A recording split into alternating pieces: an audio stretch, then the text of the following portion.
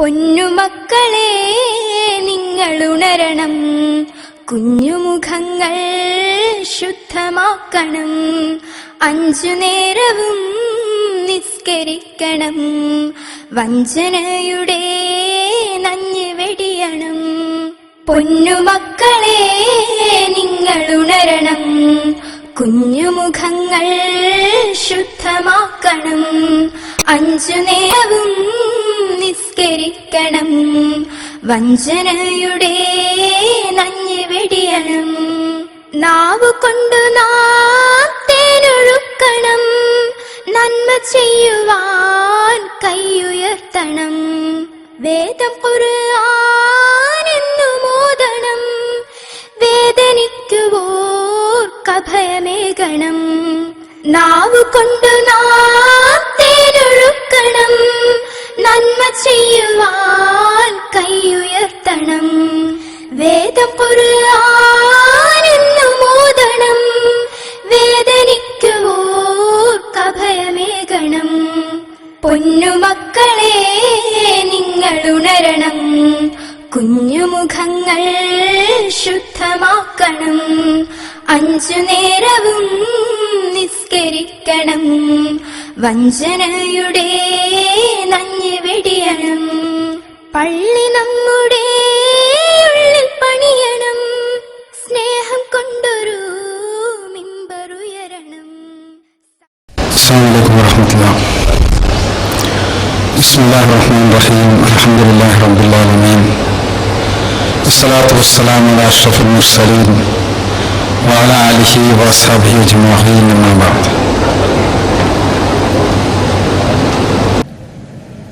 വേദിയിലിരിക്കുന്ന ബഹുമാന്യരായ KMCC നേതാക്കളെ, വിശിഷ്ട വ്യക്തികളെ, സഹോദരി സഹോദരന്മാർ,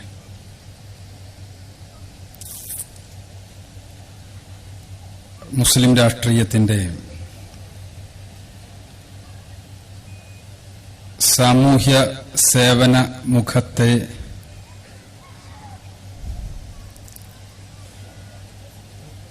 വളരെ കൃത്യമായി പ്രയോഗവൽക്കരിക്കുകയും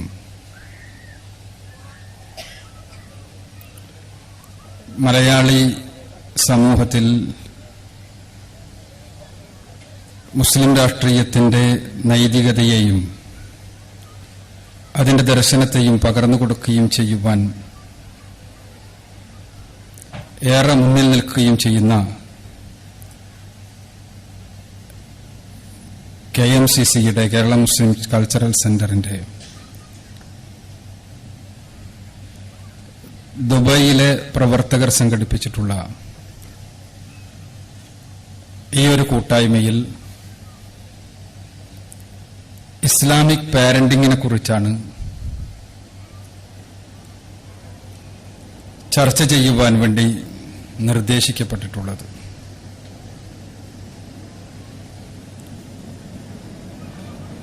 പാരന്റിങ് നമുക്കറിയാവുന്നതുപോലെ ഒരു ഇംഗ്ലീഷ് ശബ്ദമാണ്.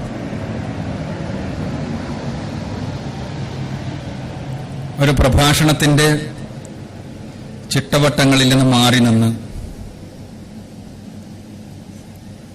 ഈ വിഷയസംബന്ധിയായി എന്റെ സഹോദരങ്ങൾ എന്നുള്ള നിലക്ക് നമുക്ക് ഒരുമിച്ച് ഒരു ചർച്ച നടത്താം എന്നാണ് ഞാൻ കരുതുന്നത്. പാരന്റിങ് നമ്മുടെ സമൂഹത്തിൽ വേണ്ടത്ര ചർച്ച ചെയ്യപ്പെട്ടിട്ടില്ലാത്ത ഒരു വിഷയമാണ്. പാരന്റ് എന്ന് പറഞ്ഞാൽ നമുക്കെല്ലാവർക്കും അറിയാം. പക്ഷേ പാരന്റിങ് പലപ്പോഴും വളരെ ചുരുക്കം ആളുകൾക്ക് അതിനെക്കുറിച്ച് കേട്ടിട്ട് പോലുമുള്ളൂ എന്നുള്ളതാണ് വ്യത്യസ്ത സമൂഹങ്ങളിൽ, പ്രത്യേകിച്ച് മലയാളി സമൂഹത്തിൽ എല്ലാം നടത്തിയ പഠനങ്ങൾ മനസ്സിലാക്കി തരുന്നത്. അതിന് കാരണമുണ്ട്. പാരന്റിങ് എന്നത് ഒരു സയൻസാണ്. ആ സയൻസ് പാശ്ചാത്യ നാടുകളിലാണ് വളർന്നു വികസിച്ചത്. അതിനൊരു പശ്ചാത്തലമുണ്ട്. ആ പശ്ചാത്തലം മനസ്സിലാക്കി കഴിഞ്ഞാൽ എന്തുകൊണ്ട് ഇസ്ലാമിക് പാരന്റിംഗ് എന്ന് നമുക്ക് കൃത്യമായി മനസ്സിലാകും. 1960കളിൽ അമേരിക്കൻ യുവത്വം ഒരു പുതിയ വിപ്ലവവുമായി കടന്നു വന്നു. ആ വിപ്ലവത്തിന് അവർ തന്നെ നൽകിയ പേര് സെക്ഷൽ റെവല്യൂഷൻ എന്നായിരുന്നു. ലൈംഗിക വിപ്ലവം. അവരെന്ന് പറഞ്ഞത് സെക്സ് എന്ന് പറഞ്ഞാൽ, ലൈംഗികത എന്ന് പറഞ്ഞാൽ വിവാഹത്തിന്റെ കുടുംബത്തിന്റെ ബന്ധനത്തിനകത്ത് മാത്രം തളച്ചിടപ്പെടേണ്ട ഒരു കാര്യമല്ല. ഓരോരുത്തർക്കും വ്യക്തിപരമായി ആസ്വദിക്കുവാൻ അവകാശമുള്ള, അതിന് കഴിയേണ്ട ഒന്നാണ് ലൈംഗികത. അതുകൊണ്ട് തന്നെ അതിനെ തടഞ്ഞു നിർത്തുന്ന എല്ലാ നിയമങ്ങളും ലംഘിക്കപ്പെടണം. അതിന് നിയന്ത്രണങ്ങൾ ഏർപ്പെടുത്തുന്ന നിയമങ്ങൾ ആവശ്യമില്ല. ഇത് പ്രഖ്യാപിച്ചുകൊണ്ടാണ് സെക്ഷൽ റെവല്യൂഷന്റെ ആളുകൾ കടന്നു വന്നത്. ഓരോരുത്തർക്കും അവർക്ക് കഴിയാവുന്ന രൂപത്തിൽ പരമാവധി ലൈംഗികത ആസ്വദിക്കട്ടെ എന്ന് പറഞ്ഞുകൊണ്ട്.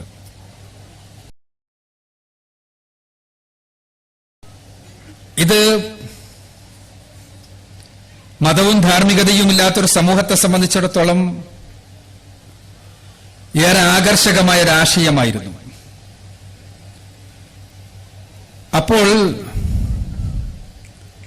സ്വാഭാവികമായി തന്നെ ആവശ്യമുള്ളവർക്ക് ആവശ്യമുള്ളിടത്ത് ആവശ്യമുള്ളത്ര ആസ്വദിക്കാൻ കഴിയേണ്ട ഒന്നാണ് സെക്സ് എന്നുള്ള സിദ്ധാന്തത്തെ പ്രയോഗവൽക്കരിക്കാൻ വേണ്ടി ശ്രമിച്ചപ്പോ ലൈംഗികതയുടെ സ്വാഭാവികമായ ഉപോൽപ്പന്നമായ മക്കൾ, അവർ പലപ്പോഴും ഈ ലൈംഗിക സംതൃപ്തിക്ക് വേണ്ടിയുള്ള നെട്ടോട്ടത്തിൽ ഒരു വിലങ്ങുതടിയായിത്തീരുന്നു. അവിടെയാണ് മക്കളെ എന്തു ചെയ്യണമെന്ന പ്രശ്നം ആ സമൂഹങ്ങൾ ആലോചിക്കുന്നത്. അതിനവർ ഉത്തരം കണ്ടെത്തി. ഓരോരുത്തരും അവർക്ക് കഴിയുന്നത്ര ആസ്വദിക്കുകയും ഇഷ്ടമുള്ള ഇണയോടൊപ്പം ഇഷ്ടമുള്ള കാലത്തോളം ഒരുമിച്ച് ജീവിക്കുകയും ഒരാൾക്ക് ഇഷ്ടമില്ലാതെ വന്നാൽ പിരിയുകയും ചെയ്യുന്ന ഒരവസ്ഥയുണ്ടാകുമ്പോൾ മക്കളെ നോക്കുക എന്ന ഉത്തരവാദിത്തം നിർവഹിക്കുന്നതിന് വേണ്ടി ഈ സാമൂഹ്യ സ്ഥാപനങ്ങൾ വേണമെന്നവർ പറഞ്ഞു. അങ്ങനെയാണ് ചൈൽഡ് ഹോമുകളും ഹോസ്റ്റലുകളുമെല്ലാം ഉണ്ടായത്, ബോർഡിങ്ങുകളെല്ലാം ഉണ്ടായത്. അവിടെ അവർ എല്ലാ സംവിധാനങ്ങളും ഉണ്ടാക്കി. ബോർഡിങ്ങുകൾക്കകത്ത് കുട്ടികൾക്ക് വീട്ടിൽ കിട്ടുന്നതിനേക്കാൾ നല്ല സ്നേഹം നൽകുവാൻ വേണ്ടി ശമ്പളം കൊടുത്ത് ആയമാരെ നിർത്തി. വീട്ടിൽ കിട്ടുന്നതിനേക്കാൾ നല്ല ആരോഗ്യദായകമായ ഭക്ഷണം കിട്ടുവാൻ ആവശ്യമായ സംവിധാനങ്ങൾ ഉണ്ടാക്കി. അതേപോലെ തന്നെ ഡോക്ടർമാരുടെ, ബിഷഗ്വരന്മാരുടെ ആവർത്തിച്ചുള്ള സന്ദർശനം ഉറപ്പുവരുത്തി. അവരുടെ മാനസികവും ശാരീരികവുമായ വളർച്ചയ്ക്കാവശ്യമായ സംവിധാനങ്ങളെല്ലാം ഒരുക്കി വെച്ചു ബോർഡിങ്ങുകളിൽ. ഇങ്ങനെയെല്ലാം വളർന്നു വന്ന കുട്ടികളാണ് 1980കളായപ്പോഴേക്ക് അമേരിക്കൻ സമൂഹത്തിലെ യുവാക്കളായി തീർന്നത്. ആ സന്ദർഭത്തിൽ 1980കളിൽ അമേരിക്കൻ സാമൂഹ്യ ശാസ്ത്രജ്ഞന്മാർ ഉറക്കെ കരഞ്ഞുകൊണ്ട് സംസാരിച്ച ചില കാര്യങ്ങളുണ്ട്. ഡേവിഡ് ബ്ലാങ്കൺ ഹോൾ അദ്ദേഹത്തിന്റെ ഫാദർലെസ് അമേരിക്ക എന്ന, തന്തയില്ലാത്ത അമേരിക്ക എന്ന ഗ്രന്ഥത്തിൽ ഈ കരച്ചിലിന്റെ പ്രതിഫലനം രേഖപ്പെടുത്തുന്നുണ്ട്. അവർ പറഞ്ഞത് വേറൊന്നുമല്ല, പുതിയ തലമുറക്ക് സമൂഹവുമായി യാതൊരു പ്രതിബദ്ധതയുമില്ലാതായി തീർന്നിരിക്കുന്നു. അവർ പ്രശ്നങ്ങളോട്, പ്രതിസന്ധികളോട് കൃത്യമായി പ്രതികരിക്കാൻ കഴിയാത്ത വിധം പ്രയാസപ്പെടുന്ന ആളുകളാകുന്നു. വൈകാരികമായി താഴ്ന്ന നിലവാരത്തിൽ മാത്രം നിലനിൽക്കുന്നവരാകുന്നു. ധാർമ്മികത എന്ന് പറഞ്ഞാൽ അവരെ സംബന്ധിച്ചിടത്തോളം കേവലം അവസരങ്ങളില്ലായ്മ മാത്രമാകുന്നു ധാർമ്മികത. ലാക്ക് ഓഫ് ഓപ്പർച്യൂണിറ്റി ആകുന്നു ധാർമ്മികത. ഇങ്ങനെ എല്ലാ അർത്ഥത്തിലും സാമൂഹ്യ ദ്രോഹികൾ എന്ന് പറയാൻ കഴിയുന്ന ഒരു യുവസമൂഹം വളർന്നു വരുമ്പോ അതിന്റെ കാരണം അന്വേഷിച്ചുകൊണ്ടുള്ള പഠനങ്ങളുണ്ടായി. 1970കളുടെ അവസാനമാകുമ്പോഴേക്ക് അത്തരം പഠനങ്ങളാണ് പാരന്റിംഗ് എന്ന ശാസ്ത്രശാഖക്ക് രൂപം നൽകിയത്. ആ പഠനങ്ങളിൽ അവർക്ക് മനസ്സിലായൊരു വസ്തുത, മറ്റുള്ള ജീവജാലങ്ങളിൽ നിന്ന് തികച്ചും വ്യത്യസ്തമായി മനുഷ്യക്കുഞ്ഞിനെ സംബന്ധിച്ചിടത്തോളം അവന്റെ വളർച്ചയിൽ, അവന്റെ അഡോളസൻസ് വരെയുള്ള, കൗമാരം വരെയുള്ള പ്രായത്തിൽ മാതാപിതാക്കളുടെ കൃത്യമായ പരിചരണം ആവശ്യമുണ്ട് എന്നും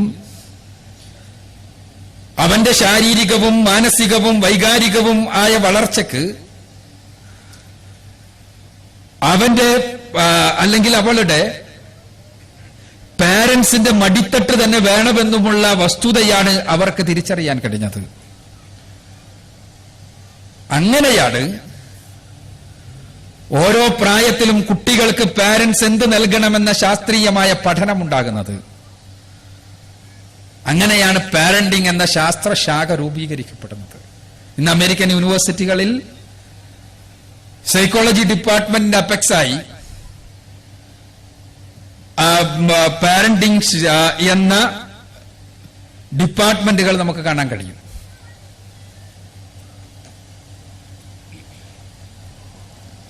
ഇസ്ലാമിക് പാരന്റിംഗ് എന്ന ശബ്ദം ഈ പറയുന്ന പാരന്റിങ്ങിനെ ഇസ്ലാമുമായി ബന്ധപ്പെടുത്തിക്കൊണ്ടുണ്ടായ ഒരു ശബ്ദമാണ്. ഇസ്ലാമിനെ സംബന്ധിച്ചിടത്തോളം പാരന്റിംഗ് എന്നത് മാതാപിതാക്കളുടെ മക്കളോടുള്ള ഉത്തരവാദിത്വ നിർവഹണം എന്നത് കേവലം അമേരിക്കൻ സാമൂഹ്യ സാഹചര്യത്തിൽ നിന്ന് ഉരുത്തിരിഞ്ഞ ഉണ്ടായി വന്ന ഒരു കാര്യമല്ല. പരിശുദ്ധ ഖുർആനിന്റെയും പ്രവാചകൻ സല്ലല്ലാഹു അലൈഹി വസല്ലമയുടെ വചനങ്ങളുടെയും അടിസ്ഥാനത്തിൽ മക്കളെന്ന് പറഞ്ഞാൽ പടച്ചതമ്പുരാൻ അള്ളാഹു നമ്മളെ ഏൽപ്പിച്ച അമാനത്താണ് എന്ന് തിരിച്ചറിയുന്നവനാണ് മുസ്ലിം. അള്ളാഹു നമ്മളെ ഏൽപ്പിച്ച അമാനത്താണ് മക്കൾ. ആ മക്കളെ പടച്ചവൻ ഏൽപ്പിച്ച ഏതൊരു വിശുദ്ധിയോടുകൂടിയാണോ ആ വിശുദ്ധിയോടുകൂടി വളർത്തിക്കൊണ്ടുവന്ന് അവർക്ക് ആവശ്യമുള്ളതെല്ലാം നൽകി അവരെ പൂർണ്ണതയിലെത്തിക്കേണ്ട ഉത്തരവാദിത്വം അള്ളാഹു നമ്മളെ ഏൽപ്പിച്ചിരിക്കുന്നു. പരിശുദ്ധ ഖുർആൻ പറയുന്നത് അൽ മാലു വൽ ബനൂന സീനത്തുൽ ഹയാത്തദ് ദുനിയ എന്നാണ്. ഖുർആനിലെ 18-ാമത്തെ അധ്യായം സൂറത്ത് അൽ കഹ്ഫിലെ 46-ാമത്തെ വചനത്തിലൂടെ സമ്പത്തും സന്താനങ്ങളുമെല്ലാം ഈ ദുനിയാവിന്റെ അലങ്കാരങ്ങളാകുന്നു എന്ന് പരിശുദ്ധ ഖുർആൻ പറഞ്ഞു വെക്കുന്നു. അതോടൊപ്പം തന്നെ ഖുർആൻ പാരന്റ്സിനോട് പ്രത്യേകമായി, മാതാപിതാക്കളോട്, രക്ഷിതാക്കളോട് പ്രത്യേകമായി പറഞ്ഞു, ഫഅലമു,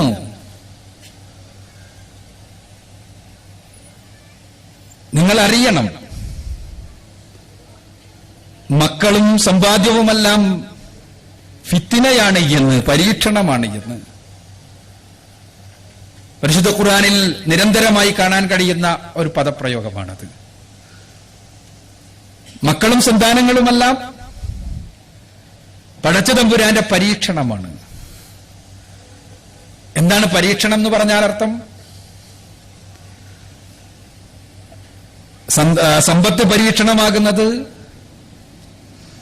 നമ്മളെങ്ങനെ സമ്പത്തുണ്ടാക്കുന്നു എന്നതും സമ്പത്ത് എങ്ങനെ ചെലവഴിക്കുന്നു എന്നതും പരിശോധിച്ചുകൊണ്ടാണ് പടച്ചതമ്പുരാൻ അത് ആ പരീക്ഷണത്തിൽ എങ്ങനെയാണ് നമ്മൾ വിജയിക്കുന്നത് എന്ന് തീരുമാനിക്കുന്നത് എന്നറിയാവുന്നവരാണ് നമ്മൾ. സന്താനം പരീക്ഷണമാകുന്നത് അവരെ എങ്ങനെയാണ് നമ്മൾ വളർത്തുകയും എങ്ങനെ അവരെ സമൂഹത്തിന് സമർപ്പിക്കുകയും ചെയ്യുന്നു എന്നിടത്താണ് എന്നുള്ളതാണ് വസ്തുത. നമ്മൾ ശ്രദ്ധിച്ചോന്നറിയില്ല, ഇവിടെ ഖിറാഅത്ത് ഓതിയപ്പോ പരിശുദ്ധ ഖുർആനിലെ ചില വചനങ്ങൾ പറഞ്ഞു. സൂറത്തുൽ ലുഖ്മാനിലെ ശബ്ദം, അതേപോലെ മാതാപിതാക്കളുമായി ബന്ധപ്പെട്ടുകൊണ്ടുള്ള പടച്ചതമ്പുരാന്റെ നിർദ്ദേശങ്ങൾ പറഞ്ഞ സൂറത്തുൽ ലുഖ്മാനിനെ പോലെ ഖുർആനിലെ 17-ാമത്തെ അധ്യായം സൂറത്തുൽ ഇസ്രാഇൽ 23-24 വചനങ്ങളിൽ ഖളാ റബ്ബുക അല്ലാ തഅബുദു ഇല്ലാ ഇയ്യാഹു വബിൽ വാലിദൈനി ഇഹ്സാന എന്ന് തുടങ്ങുന്ന പടച്ചതമ്പുരാൻ മാതാപിതാക്കൾക്ക് നന്മ ചെയ്യണമെന്ന്, അള്ളാഹുവിനെ മാത്രം ആരാധിക്കണമെന്ന് പറഞ്ഞതുപോലെ, നിങ്ങളോട് കൽപ്പിച്ചതുപോലെ മാതാപിതാക്കളോട് നന്മ ചെയ്യണമെന്നും നിങ്ങളോട് കൽപ്പിച്ചിരിക്കുന്നു എന്ന് പറഞ്ഞുകൊണ്ട് തുടങ്ങി അവസാനം മാതാപിതാക്കൾക്ക് വേണ്ടി മക്കൾ നടത്തേണ്ട പ്രാർത്ഥനയെക്കുറിച്ച് പറയുന്നുണ്ട്.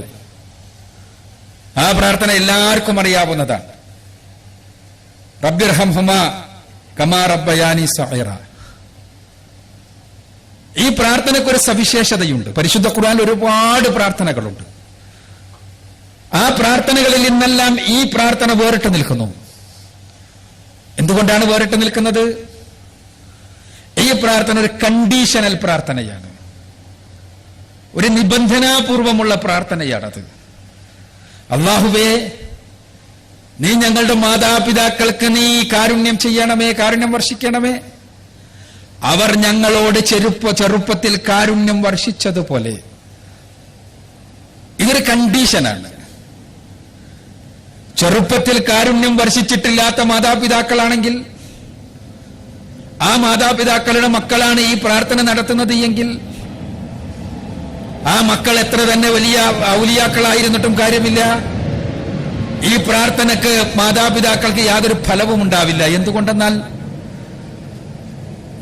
മക്കൾ പ്രാർത്ഥിക്കുന്നത് ചെറുപ്പത്തിൽ ഞങ്ങളോട് കാരുണ്യം എത്ര കാണിച്ചുവോ അതേപോലെ പടച്ചവനെ, നീ ഞങ്ങളുടെ മാതാപിതാക്കളെ ഈ വാർദ്ധക്യത്തിൽ പ്രയാസകരമായ അവസ്ഥയിൽ കാരുണ്യം നൽകണമേ. അതോടൊപ്പം മരണാനന്തര ജീവിതത്തിൽ അവർക്ക് കാരുണ്യം നൽകണമേ നാഥ. അതുകൊണ്ട് തന്നെ മക്കളെ ചെറുപ്പത്തിൽ കാരുണ്യത്തോടുകൂടി വളർത്തുക എന്നത് മുസ്ലിമിനെ സംബന്ധിച്ചിടത്തോളം പാശ്ചാത്യൻ പാഠപുസ്തകങ്ങളിൽ നിന്ന് പഠിക്കേണ്ടതല്ല. അവൻ പരിശുദ്ധ ഖുർആനിൽ നിന്ന് 14 നൂറ്റാണ്ടുകൾക്ക് മുമ്പ് പഠിച്ചിട്ടുള്ളതാണത്. പക്ഷേ 14 നൂറ്റാണ്ടുകൾക്ക് മുമ്പ് പരിശുദ്ധ ഖുർആനിലൂടെ പടച്ചതമ്പുരാൻ പറഞ്ഞ കാര്യങ്ങളും ലോകത്തിന് മുഴുവനും വെളിച്ചം വിതറിക്കൊണ്ട് ലോകത്തിന് മാതൃകാ പുരുഷനായി അവശേഷിക്കുന്ന ചരിത്ര കാലഘട്ടത്തിൽ ജീവിച്ച ഒരേ ഒരു ചരിത്ര പുരുഷൻ മുഹമ്മദ് റസൂലുള്ളാഹി സ്വല്ലല്ലാഹു അലൈഹി വസല്ലമ 14 നൂറ്റാണ്ടുകൾക്ക് മുമ്പ് പഠിപ്പിച്ച പാഠങ്ങളും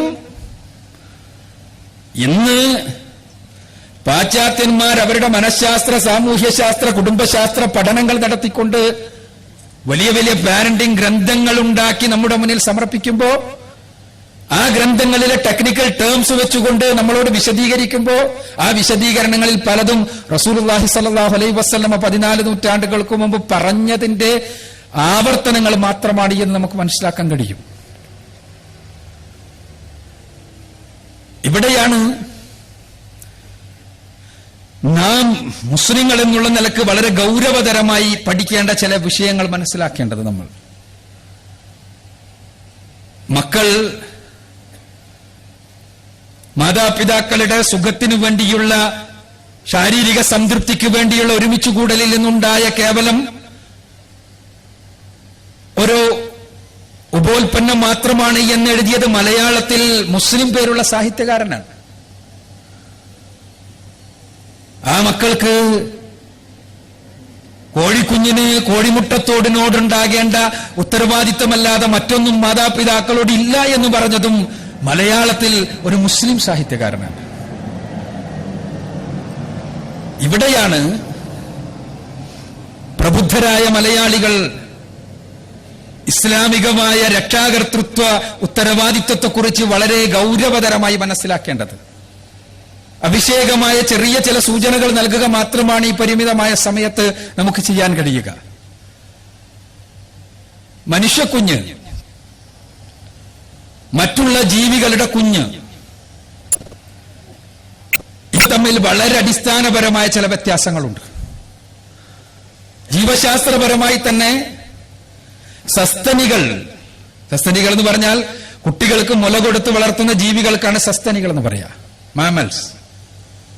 സസ്തനികളും മനുഷ്യക്കുഞ്ഞും തമ്മിൽ അടിസ്ഥാനപരമായ വ്യത്യാസമുണ്ട്.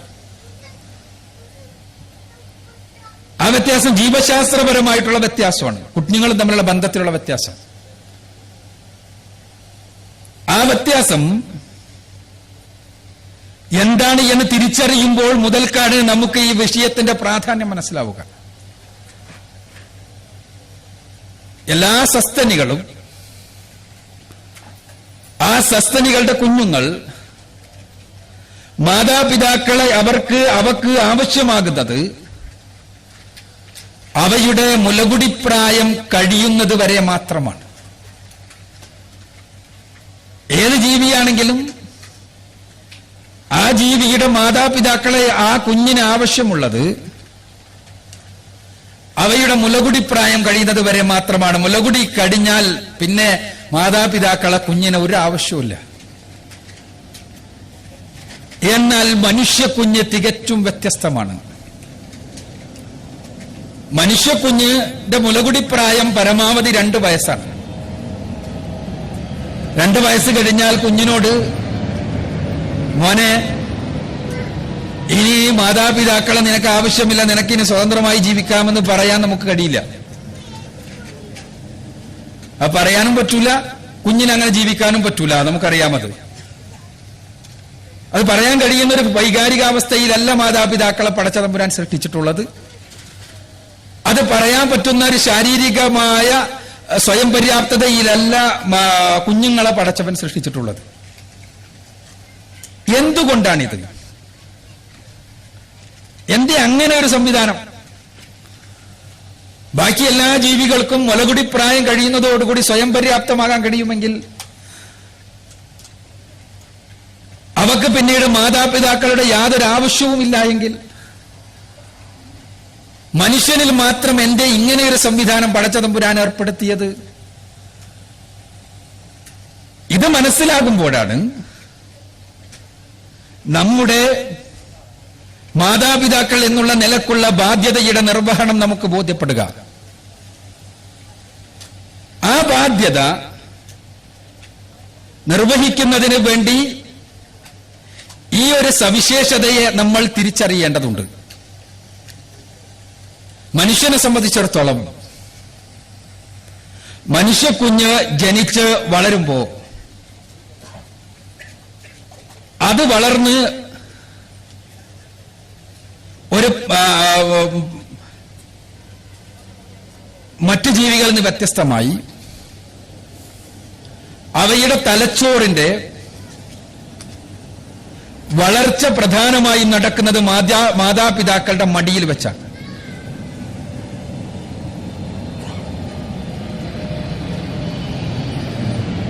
ബാക്കി എല്ലാ ജീവികളും അവക്ക് ആവശ്യമായ വിവരങ്ങളോടുകൂടിയാണ് ജനിച്ചു വീഴുന്നത് എന്ന് നമുക്കറിയാം. ബാക്കി ജീവികളിലെല്ലാം അവയുടെ പ്രായപൂർത്തിയെത്തിയാൽ എത്ര തലച്ചോറിന് ഭാരമുണ്ടോ അതിന്റെ 60% മുതൽ 80% വരെ ഭാരമുണ്ടാകും കുഞ്ഞിന്റെ തലച്ചോറിന്. എന്നാൽ മനുഷ്യക്കുഞ്ഞിൻ്റെതാകട്ടെ ഏകദേശം 340 ഗ്രാമാണ് ശരാശരി കുഞ്ഞ് ജനിക്കുമ്പോൾ തലച്ചോറിന്റെ ഭാരം. പ്രായപൂർത്തിയായ ഒരു കുഞ്ഞ് ഒരാളുടെ തലച്ചോറിന്റെ ഭാരം 1440 ഗ്രാമാണ്. ഈ 340 നിന്ന് 1440 ഏകദേശം 4 ഇരട്ടിയിലധികം. ആ വളർച്ച മുഴുവനും നടക്കുന്നത് മാതാപിതാക്കളുടെ മടിയിൽ വെച്ചാണ്. ആ വളർച്ചക്ക് കുഞ്ഞിന്റെ വ്യക്തിത്വവുമായി വളരെ വലിയ ബന്ധമുണ്ട്. യഥാർത്ഥത്തിൽ മനുഷ്യ വ്യക്തിത്വം രൂപപ്പെടുന്നത് ഈ വളർച്ചക്കനുസൃതമായിട്ടാണ്. മനുഷ്യനെ സംബന്ധിച്ചിടത്തോളം അവൻ ജനിക്കുമ്പോൾ അവന്റെ തലച്ചോറിനകത്ത് കുറെ നാഡീകോശങ്ങളാണ് ഉണ്ടാവുക, ന്യൂറോണുകൾ എന്ന പേരിൽ. ഈ നാഡീകോശങ്ങളുടെ എണ്ണം ജനിച്ചതിന് ശേഷം കാര്യമായി കൂടുന്നില്ല. എന്നാൽ ഈ നാഡീകോശങ്ങൾ തമ്മിലുള്ള വയറിംഗ്, പരസ്പരമുള്ള യോജിക്കൽ, ആ വയറിങ്ങിന് സിനാപ്സ് എന്നാണ് പറയുക. ഈ സിനാപ്സുകളുടെ എണ്ണമാണ് വർദ്ധിച്ചുകൊണ്ടേയിരിക്കുന്നത്. സിനാപ്സുകളുടെ എണ്ണവർദ്ധനവ് സൂചിപ്പിക്കുന്ന ഒരു കാര്യം നമ്മൾ മനസ്സിലാക്കണം. എന്തെന്ന് വെച്ചാൽ, സിനാപ്സുകൾക്കകത്താണ് കുഞ്ഞ് വിവരങ്ങൾ ശേഖരിച്ചു വെക്കുന്നത്. ഈ സിനാപ്സുകളുടെ വളർച്ച തന്നെ പ്രത്യേക ഘട്ടങ്ങളായിട്ടാണ് നടക്കുന്നത്.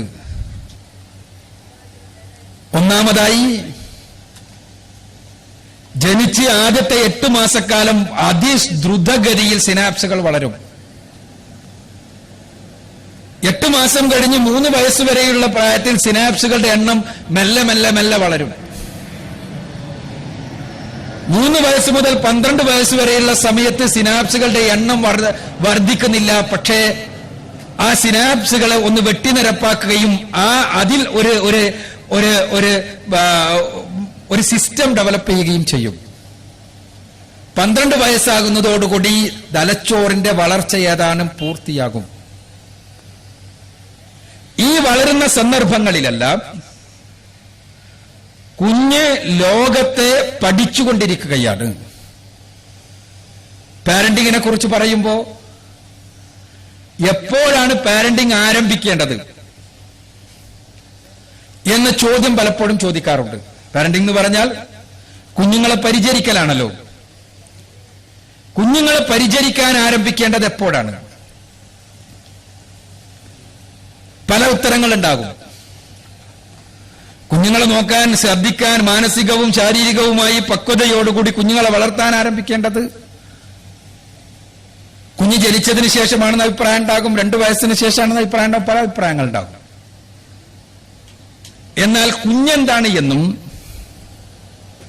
കുഞ്ഞിന്റെ വ്യക്തിത്വം എങ്ങനെ രൂപപ്പെടും എന്നും മനസ്സിലാക്കുമ്പോൾ ഈ ചോദ്യത്തിനുള്ള ശാസ്ത്രീയമായ ഉത്തരം നമുക്ക് ലഭിക്കും. ഞാൻ പറഞ്ഞതുപോലെ നമ്മുടെ ശരീരത്തെ നിയന്ത്രിക്കുന്നത് നമ്മുടെ തലച്ചോറാണ് എന്ന് നമ്മൾ മനസ്സിലാക്കി കഴിഞ്ഞാൽ, ആ തലച്ചോറിന്റെ ഡെവലപ്മെന്റ് എങ്ങനെ നടക്കുന്നു എന്ന് നമ്മൾ മനസ്സിലാക്കി കഴിഞ്ഞാൽ, ആ ഡെവലപ്മെന്റിന്റെ ഓരോ ഘട്ടത്തിലും നമ്മൾ എങ്ങനെ ഇടപെടണമെന്ന് നമുക്ക് മനസ്സിലാക്കാൻ കഴിയും. തലച്ചോറ് നമ്മുടെ നെർവസ് സിസ്റ്റത്തിന്റെ അടിത്തറയാണ്. നെർവസ് സിസ്റ്റം നമ്മുടെ മാതാക്കളുടെ ഗർഭാശയത്തിനകത്ത് പുരുഷബീജവും സ്ത്രീ ബീജവും കൂടിച്ചേർന്ന് സിക്താണ്ഡമുണ്ടായി 19ാമത്തെ ദിവസം ന്യൂറൽ ട്യൂബ് എന്നറിയപ്പെടുന്ന ഒരു ട്യൂബ് രൂപപ്പെടുന്നത് മുതൽ നെർവസ് സിസ്റ്റം പ്രവർത്തനം തുടങ്ങി, അല്ലെങ്കിൽ നെർവസ് സിസ്റ്റത്തിന്റെ പ്രാഗ്രൂപമായി. അങ്ങനെ പോയി ഏകദേശം 15ാമത്തെ ആഴ്ചയാകുമ്പോഴേക്ക് കുഞ്ഞ് ഗർഭാശയത്തിൽ കിടക്കുന്ന കുഞ്ഞ് സ്പർശം അനുഭവിക്കുവാനുള്ള ശേഷി നേടിയെടുത്തിരിക്കും. അതേപോലെ തന്നെ ഗന്ധവും അനുഭവിക്കാനുള്ള ശേഷിയുണ്ടാകും. 17ാമത്തെ ആഴ്ചയാകുമ്പോഴേക്ക് കുഞ്ഞ് സ്വാദ് അനുഭവിക്കുവാനുള്ള ശേഷി നേടിയെടുത്തിരിക്കും. 24ാമത്തെ ആഴ്ചയാകുമ്പോഴേക്ക് കുഞ്ഞിന് കേൾവി ശക്തി ഉണ്ടാകാൻ തുടങ്ങും. 26ാമത്തെ ആഴ്ചയാകുമ്പോഴേക്ക് കുഞ്ഞിന്റെ കണ്ണ് ഏകദേശം പൂർണ്ണമായി വികസിച്ചു കഴിയും. ഇവിടെ ഈ 5 അവയവങ്ങളാണ് പഞ്ചേന്ദ്രിയങ്ങൾ. നമുക്ക് തലച്ചോറിന് ആവശ്യമായ വിവരങ്ങൾ ഈ ഭൂമിയിൽ നിന്ന് ലഭിക്കുന്നത് ഈ 5 അവയവങ്ങളിലൂടെയാണ്. ഈ 5 അവയവങ്ങളിൽ ഗർഭാശയത്തിൽ വെച്ച് പ്രവർത്തനക്ഷമമാകുന്ന 2 അവയവങ്ങളുണ്ട്. ഒന്ന് സ്പർശമാണ്, ത്വക്കാണ്. രണ്ടാമത്തേത് കാതാണ്, കേൾവിയാണ്. മറ്റവയവങ്ങളൊന്നും ഗർഭാശയത്തിൽ അതിനാവശ്യമായ സംവിധാനങ്ങൾ രൂപപ്പെടുമെങ്കിലും അനുഭവിക്കാൻ ആരംഭിക്കുന്നില്ല. സ്വാദ് ഗർഭാശയത്തിൽ വെച്ച് വായിലൂടെ ഒന്നും പോകാത്തത് കൊണ്ട് തന്നെ സ്വാദ് അവിടെ ഇല്ല. ഗന്ധം ഗർഭാശയത്തിൽ വെച്ച് യാതൊന്നും തന്നെ മണക്കാനില്ലാത്തത് കൊണ്ട് തന്നെ അവിടെ മണം അനുഭവപ്പെടുന്നില്ല. അതേപോലെ ഗർഭാശയത്തിൽ വെച്ച് ഇരുട്ടായതുകൊണ്ടും കണ്ണ് രൂപപ്പെടുമെങ്കിലും കാഴ്ച പൂർണ്ണമാകാത്തത് കൊണ്ടും ഗർഭാശയത്തിൽ വെച്ച് കാഴ്ചയുമില്ല. കാഴ്ച യഥാർത്ഥത്തിൽ ജനിച്ച ഉടനെ ഒരു നിഴൽ പോലെയുള്ള കാഴ്ചയുണ്ടാകുകയും അത് വളർന്ന് 6 മാസമാകുമ്പോഴാണ് പൂർണ്ണമായ അർത്ഥത്തിലുള്ള ഒരു കളർഫുൾ ആയിട്ടുള്ള യൂണിവേഴ്സ് കുട്ടി കാണാൻ തുടങ്ങുന്നത്. ഞാൻ പറയുന്നത്, എന്നാൽ ഗർഭാശയത്തിൽ വെച്ച് വളർച്ചയെത്തുന്ന 2 ഇന്ദ്രിയങ്ങളുണ്ട്. ഒന്നാമത്തേത് സ്പർശമാണ്. കുഞ്ഞ് തലോടൽ അനുഭവിക്കുന്നുണ്ട് ഗർഭാശയത്തിൽ വെച്ച്. കുഞ്ഞ് കേൾക്കുന്നുണ്ട് ഗർഭാശയത്തിൽ വെച്ച്. കുഞ്ഞ് ആരുടെ തലോടലാണ് അനുഭവിക്കുക? മാതാപിതാക്കളുടെ തലോടൽ. പ്രീനാറ്റൽ പാരന്റിംഗ് എന്ന് പറയും. ജനനത്തിന് മുമ്പുള്ള പാരന്റിംഗ്. മാതാപിതാക്കളുടെ തലോടൽ ഏറ്റു വളരുന്ന കുഞ്ഞിന്റെ ആ പ്രായം മുതൽ തലോടൽ ഏൽക്കുവാൻ അവസരം ലഭിക്കുന്ന കുഞ്ഞിന്റെ മാനസികമായ ആരോഗ്യം നല്ലതായിരിക്കും എന്ന് പ്രീനാറ്റൽ പാരന്റിംഗിന്റെ വിദഗ്ധന്മാർ നമുക്ക് പറഞ്ഞു തരും. അതോടൊപ്പം തന്നെ 25ാമത്തെ ആഴ്ച മുതൽ 24-25ാമത്തെ ആഴ്ച മുതൽ കുഞ്ഞ് കേൾക്കാൻ തുടങ്ങുന്നുണ്ട്. എന്താണ് കുഞ്ഞ് കേൾക്കുക? കുഞ്ഞു കേൾക്കുക ഗർഭാശയത്തിൽ വേറെ പ്രത്യേകിച്ച് സ്വരങ്ങളൊന്നുമില്ല. പക്ഷേ കുഞ്ഞു കേൾക്കുന്നത് ഗർഭാശയത്തിന് പുറത്ത് മാതാവ് എന്താണോ കേൾക്കുന്നത് അതാണ് കുഞ്ഞു കേൾക്കുക. ഇവിടെയാണ് പ്രീനാറ്റൽ പാരന്റിംഗിൽ മാതാക്കളും പിതാക്കളും ശ്രദ്ധിക്കേണ്ട കാര്യങ്ങൾ അടങ്ങുന്നത്. ഈ സമയം ന്യൂറോണുകളുടെ വളർച്ചയുടെ സമയമാണ്. ഞാൻ നേരത്തെ പറഞ്ഞ് ജനിച്ചതിന് ശേഷമുള്ള സിനാപ്സുകളല്ല. ഈ സമയത്ത് ന്യൂറോണുകൾ തന്നെ വളർന്നുകൊണ്ടിരിക്കുകയാണ്. ഈ സമയത്ത് മാതാക്കൾ കേൾക്കുന്നത് എന്താണോ അത് കുഞ്ഞിന്റെ തലച്ചോറിൽ ഉറക്കാത്ത സിമന്റിൽ എഴുതിയതുപോലെ ഉണ്ടാകും എന്ന് ശാസ്ത്രലോകം നമ്മളോട് പറഞ്ഞു തരും. ആ സമയത്ത് മാതാക്കൾ കേൾക്കുന്നത് ഒച്ചപ്പാടുകളും അതിശക്തമായ സംഗീതവുമെല്ലാമാണെങ്കിൽ ഒരു റോക്ക് മ്യൂസീഷ്യന്റെ മാനസികാവസ്ഥയിലാകും കുഞ്ഞ് പുറത്തേക്ക് വരുന്നത് തന്നെ. ആ സമയത്ത് മാതാക്കൾ കേൾക്കുന്നത് ക്രൈം ആക്ഷൻ ത്രില്ലറുകളിലെ ശബ്ദങ്ങളാണെങ്കിൽ AK-47 കയ്യിൽ വെച്ചുകൊണ്ടുള്ള മാനസികാവസ്ഥയിലായിരിക്കും കുട്ടി പുറത്തേക്ക് വരുന്നത്. ആ സമയത്ത് പ്രീനാറ്റൽ പാരന്റിംഗിന്റെ വക്താക്കൾ ശാസ്ത്രജ്ഞന്മാർ നമ്മളോട് പറഞ്ഞു തരും, ഈ സന്ദർഭത്തിൽ നിങ്ങൾ ഭർത്താക്കന്മാർ ചെയ്യേണ്ട കാര്യം അവരുടെ ഇണകളുമായി തർക്കങ്ങളിൽ ഏർപ്പെടുകയോ പ്രശ്നങ്ങൾ ഉണ്ടാവുകയോ ചെയ്യാൻ പാടില്ല എന്നതാണ്.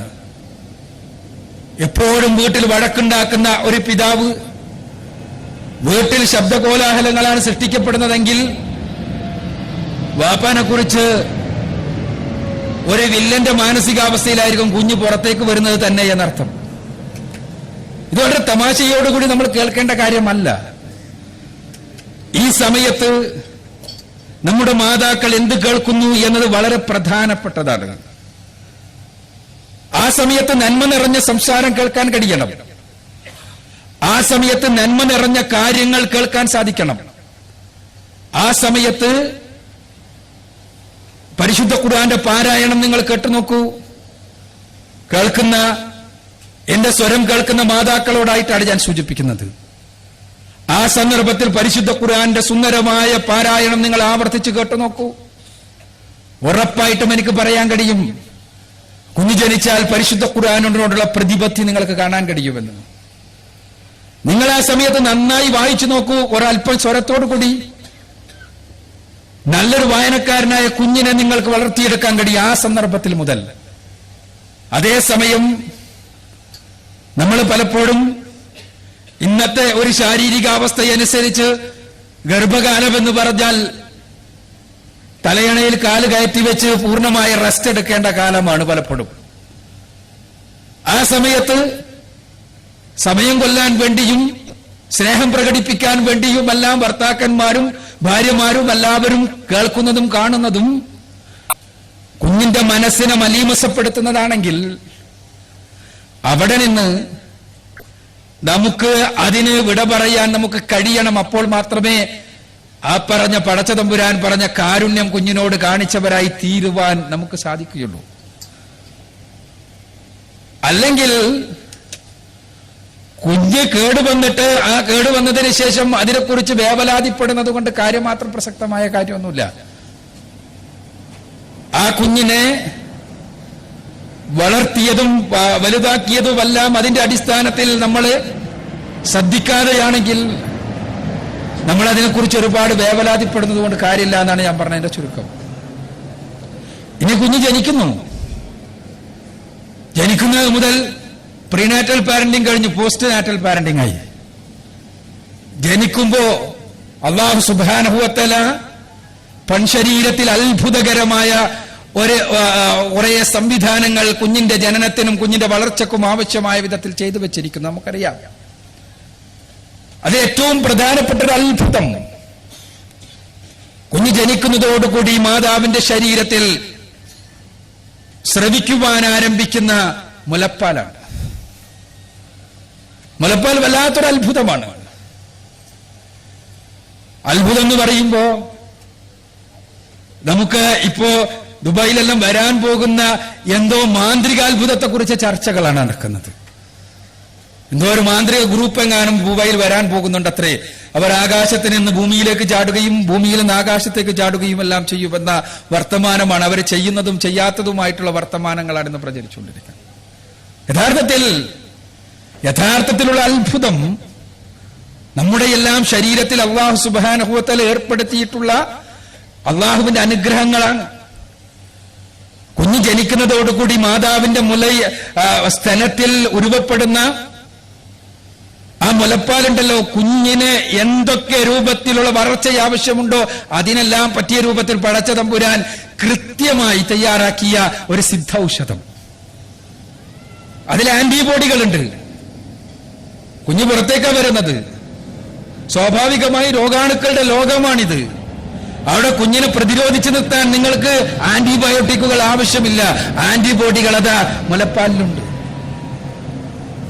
മനുഷ്യന്റെ മുലപ്പാലും മറ്റു ജീവികളുടെ മുലപ്പാലും എടുത്തു നോക്കുക നിങ്ങൾ.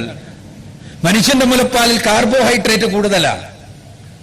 മറ്റു ജീവികളുടെ മുലപ്പാലിൽ പ്രോട്ടീൻ കൂടുതലാണ്. പ്രോട്ടീൻ എന്തിനാ? മസിൽസ് ഉണ്ടാകാൻ. കാർബോഹൈഡ്രേറ്റ് എന്തിനാ? തലച്ചോറിന്റെ ടിഷ്യൂസ് ഉണ്ടാകാൻ.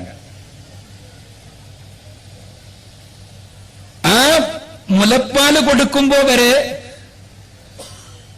അവിടെ വരെ എല്ലാ തരത്തിലുമുള്ള ബന്ധങ്ങളാണ് വളരെ അനിതര സാധാരണമായി അല്ലാഹു സുബ്ഹാനഹു വ തആല ഏർപ്പെടുത്തിയിരിക്കുന്നു.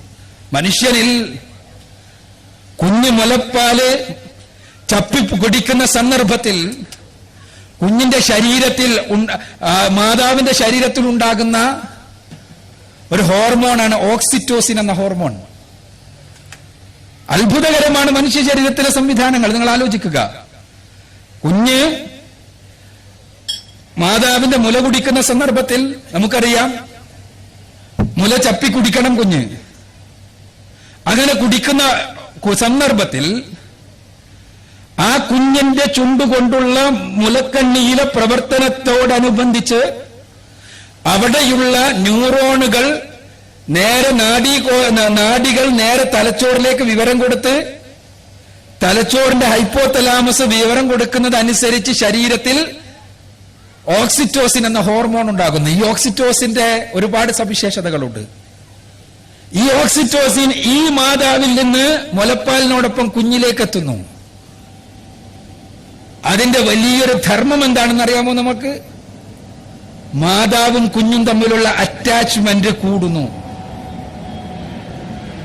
കൂടുതൽ ഓക്സിറ്റോസിൻ കിട്ടിയ കുഞ്ഞുങ്ങൾക്ക്, മാതാവിൽ നിന്ന് കിട്ടിയ കുഞ്ഞുങ്ങൾക്ക് മാതാവുമായിട്ടുള്ള വൈകാരികമായ അടുപ്പം കൂടും എന്നത് അന്തസ്രാവ വ്യവസ്ഥയെക്കുറിച്ച് പഠിക്കുന്ന പുതിയ പഠനങ്ങൾ കൃത്യമായി വ്യക്തമാക്കുകയാണ്. മാത്രവുമല്ല, അത്ഭുതകരമായ കാര്യം, ഒരേ മാതാവിൽ നിന്ന് ഓക്സിറ്റോസിൻ അനുഭവിക്കുന്ന ആളുകൾ അഥവാ സഹോദരങ്ങൾ, ആ സഹോദരങ്ങൾക്ക് ഉന്നയിക്കുന്ന ഒരു വാദമുണ്ട്.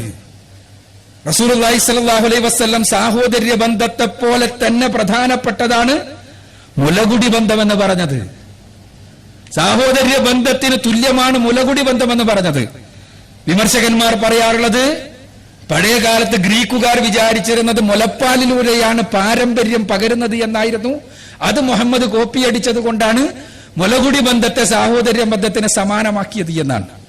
യഥാർത്ഥത്തിൽ ആലോചിച്ചു നോക്കുക, ഒരേ മാതാവിൽ നിന്ന് ഓക്സിറ്റോസിൻ പകർന്നു കിട്ടുന്ന ആളുകൾക്ക് അവർ തമ്മിൽ ഉള്ള മാനസിക ബന്ധം കൂടുതലായിരിക്കും എന്ന് പഠനങ്ങൾ. അതുകൊണ്ടാണത്രേ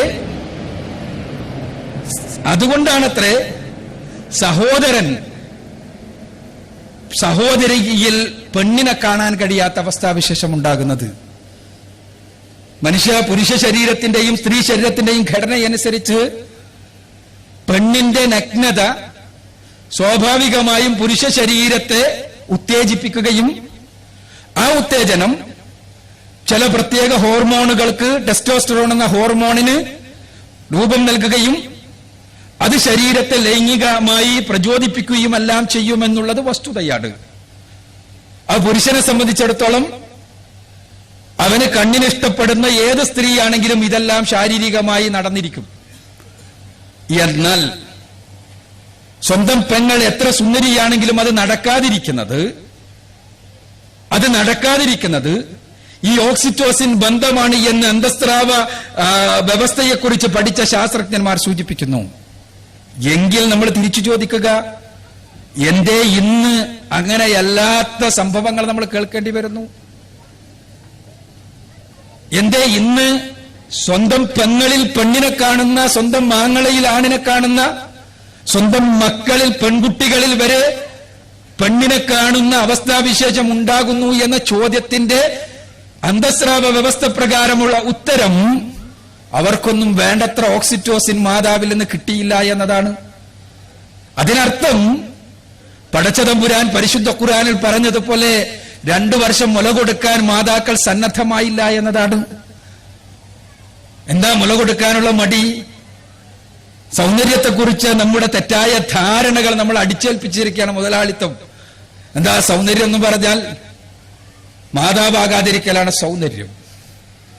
അപ്പൊ സൗന്ദര്യത്തെക്കുറിച്ച് തെറ്റായ ധാരണകൾ അടിച്ചേൽപ്പിക്കുകയും ആ ധാരണകളുടെ മുകളിൽ ജീവിക്കുന്ന സാമൂഹ്യ സംവിധാനം ഉണ്ടാവുകയും ചെയ്യുമ്പോൾ സ്വന്തം കുഞ്ഞിന്റെ അവകാശമായ അള്ളാഹു കുഞ്ഞിനു വേണ്ടി മാതാക്കളുടെ ശരീരത്തിൽ ഒരുക്കി വെച്ചിട്ടുള്ള, മാതാക്കൾ എവിടെങ്കിലും പോയിട്ടുണ്ടാക്കിയതല്ല, പിതാക്കൾ പണം കൊടുത്ത് വാങ്ങിയതല്ല, മറിച്ച് കുഞ്ഞുങ്ങളെ സൃഷ്ടിച്ച സൃഷ്ടാവ് ആ കുഞ്ഞുങ്ങൾക്ക് വേണ്ടി മാതാക്കളുടെ ശരീരത്തിൽ ഉരുവപ്പെടുത്തിയിട്ടുള്ള ഈ അത്ഭുതകരമായ ശാരീരിക വളർച്ചക്കും മാനസിക വളർച്ചക്കും വൈകാരിക വളർച്ചക്കുമെല്ലാം നിമിത്തമായ ഈ അത്ഭുത ദ്രാവകം മുലപ്പാൽ, അത് കുഞ്ഞിന് കൊടുക്കാതിരിക്കുക എന്ന അതിക്രൂരമായ പ്രവർത്തനം ചെയ്യുക എന്നത് പലപ്പോഴും ആധുനികതയുടെ പേരിൽ നമ്മൾ ചെയ്തുകൊണ്ടിരിക്കുന്നു.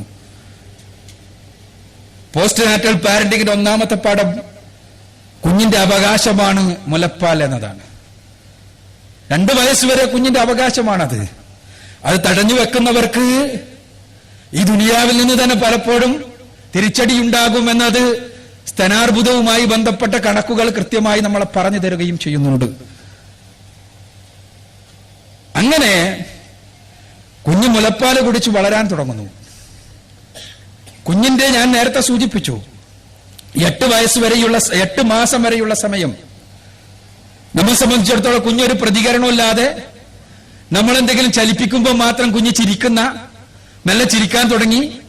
കുഞ്ഞിനെ ചെറുതെ കളിപ്പിക്കാൻ വേണ്ടി മാത്രം ഉപയോഗിക്കുന്ന സമയമാണ് 8 മാസം വരെയുള്ള സമയം. പക്ഷേ നമ്മളറിയണം, ആ സമയത്ത് കുഞ്ഞ് അവന് ചുറ്റുമുള്ള ലോകത്തെ വളരെ സമർത്ഥമായി പഠിച്ചുകൊണ്ടേയിരിക്കുകയാണ്. അത് ഇങ്ങനെ റെക്കോർഡ് ചെയ്തുകൊണ്ടേയിരിക്കുകയാണ്, പ്രധാനമായും സ്പർശത്തിലൂടെയും അതേപോലെ തന്നെ കേൾവിയിലൂടെയും.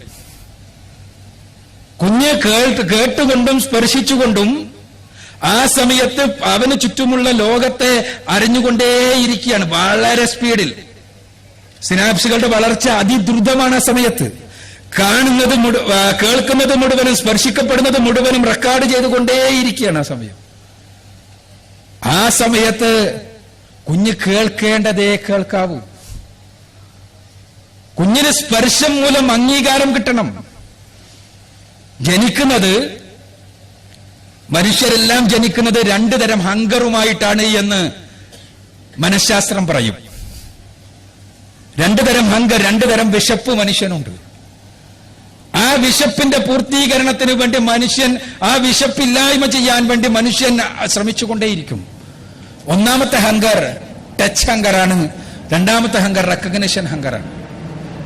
അഥവാ സ്പർശിക്കുവാൻ വേണ്ടിയുള്ള വിശപ്പ്, അതേപോലെ തന്നെ അംഗീകരിക്കപ്പെടാൻ വേണ്ടിയുള്ള വിശപ്പ്. മനുഷ്യ ജീവിതത്തെ മൊത്തത്തിൽ നോക്കിയാൽ ഈ 2 വിശപ്പുകളെ സമ്പൂർത്തീകരിക്കുന്നതിനു വേണ്ടിയുള്ള പ്രവർത്തനങ്ങളാണ് മനുഷ്യർ നടത്തുന്നതെന്ന് കാണാൻ കഴിയും. ചെറുപ്പത്തിൽ നിങ്ങൾ കുഞ്ഞിനെ എത്രത്തോളം സ്പർശിക്കുന്നുവോ, എത്രത്തോളം അതിനെ തലോടുന്നുവോ, എത്രത്തോളം അതിനെ ചുംബിക്കുന്നുവോ, എത്രത്തോളം കുഞ്ഞിനെ മാതാപിതാക്കളുടെ ശരീര സ്പർശമേൽക്കുവാനും താലോലിക്കുവാനും കഴിയുന്നുവോ, അത്രത്തോളം കുഞ്ഞിന്റെ വ്യക്തിത്വം കൂടുതൽ വൈകാരികമായി സ്റ്റെബിലൈസ്ഡ് ആകും, വൈകാരിക ക്ഷമതയുള്ളതാകും എന്ന് ആ രംഗത്തെ പഠനങ്ങൾ വ്യക്തമാക്കുന്നു. ആ സമയത്ത് ഞാൻ സൂചിപ്പിച്ചതുപോലെ കുഞ്ഞ് കേൾക്കാൻ പാടില്ലാത്തതൊന്നും കേട്ടുകൂടാ. ഇനി അതിന്റെ അടുത്ത ഘട്ടം 3 വയസ്സ് വരെയുള്ള ഘട്ടമാണ്. 8 മാസം മുതൽക്ക് 3 വയസ്സ് വരെയുള്ള ഘട്ടം. ഈ 3 വയസ്സ് വരെയുള്ള ഘട്ടത്തിലും സിനാപ്സുകളുടെ എണ്ണം വർദ്ധിച്ചുകൊണ്ടിരിക്കും. നേരത്തെ അത്ര സ്പീഡില്ലാന്ന് മാത്രം, വർദ്ധിച്ചുകൊണ്ടേയിരിക്കും. ഈ സമയത്ത് കുട്ടി ചെറുതായി പ്രതികരിച്ചുകൊണ്ട് പഠിക്കാൻ തുടങ്ങുകയാണ്. നമുക്കറിയാം, 8 മാസം കഴിയുമ്പോഴേക്ക് കുട്ടി ചെറുതായി പ്രതികരിക്കാൻ തുടങ്ങും. നമ്മുടെ വികാരങ്ങൾക്ക്, നമ്മുടെ സംസാരങ്ങൾക്ക്, നമ്മുടെ ചലനങ്ങൾക്ക്, നമ്മുടെ ചിരിക്കലുകൾക്ക്, നമ്മുടെ ചിരിപ്പിക്കലുകൾക്കെല്ലാം അനുസരിച്ച് കുച്ചുകെട്ടി പ്രതികരിക്കാനും മെല്ലെ മെല്ലെ സംസാരിക്കാനും മെല്ലെ മെല്ലെ വർത്തമാനം പറയാനുമെല്ലാം ആരംഭിക്കും. അങ്ങനെ 3 വയസ്സാകുമ്പോഴേക്ക് കുഞ്ഞിന്റെ തലച്ചോറിലെ സിനാപ്സുകളുടെ എണ്ണ വളർച്ച ഏകദേശം പൂർണ്ണമാകും. പിന്നീട് 12 വയസ്സ് വരെയുള്ള സമയം, 3 വയസ്സുവരെ കുട്ടി തലച്ചോറിൽ ശേഖരിച്ചു വെച്ച ഒരുപാട് വിവരങ്ങളുണ്ട്. ആ വിവരങ്ങളെ ഒരല്പം കൂടി ബുദ്ധി ഉപയോഗിച്ചുകൊണ്ട് തന്റെ ചുറ്റുപാടിനെ കുറിച്ച് മനസ്സിലാക്കി ആളുകളെ പരിചയപ്പെട്ട് ആ പരിചയത്തിന്റെ അടിസ്ഥാനത്തിൽ അതിനെ തിരുത്തി ശരിയാക്കി വെട്ടിത്തിരുത്തിക്കൊണ്ടുള്ള സമയമാണ്. നാഡീശാസ്ത്രത്തിന്റെ ഭാഷയിൽ സിനാപ്റ്റിക് പ്രൂണിംഗ് എന്ന് പറയും. സിനാപ്സുകളെ വെട്ടിനിരത്തി ശരിയാക്കുന്ന സമയം 12 വയസ്സാകുന്നതോടുകൂടി അഥവാ കൗമാരമാകുന്നതോടുകൂടി കുട്ടിയുടെ തലച്ചോറിന്റെ വളർച്ച നിലച്ചിരിക്കുന്നു. ഇനി കുട്ടിയുടെ വ്യക്തിത്വം ഏകദേശം പൂർണ്ണമായി കഴിഞ്ഞു. ഇനി ആ വ്യക്തിത്വ പ്രകാരമുള്ള പ്രവർത്തനമാണ് നടക്കുന്നത്. ഇത് വളരെ സുന്ദരമായി ട്രാൻസാക്ഷണൽ അനാലിസിസ് എന്ന മനഃശാസ്ത്ര ശാഖ നമുക്ക് പറഞ്ഞു തരും. 8 മാസം വരെ യഥാർത്ഥത്തിൽ നമ്മളെല്ലാവരും, ട്രാൻസാക്ഷൻ അനാലിസിസ് പറയുക, യഥാർത്ഥത്തിൽ നമ്മളെല്ലാവരും ഈ ഭൂമിയിൽ ഒരു നാടകം കളിക്കുകയാണ്. ആ നാടകത്തിന്റെ സ്ക്രിപ്റ്റ് എഴുതുന്നത് ആരാണ്? അത് നമ്മൾ തന്നെയാണ് എഴുതുന്നത്. ട്രാൻസാക്ഷൻ അനാലിസിസിന്റെ ഭാഷയിലാണ് ഞാൻ പറയുന്നത്. ആ സ്ക്രിപ്റ്റ് എഴുതുന്നത് നമ്മൾ തന്നെയാണ്. ആ സ്ക്രിപ്റ്റ് എഴുതുവാൻ സ്റ്റേജിനെ കുറിച്ച് കുട്ടി പഠിക്കുന്ന പ്രായമാണ് 8 മാസം വരെ. 3 വയസ്സാകുമ്പോഴേക്ക് താൻ കളിക്കേണ്ട നാടകത്തെക്കുറിച്ച് അടിസ്ഥാന വിവരം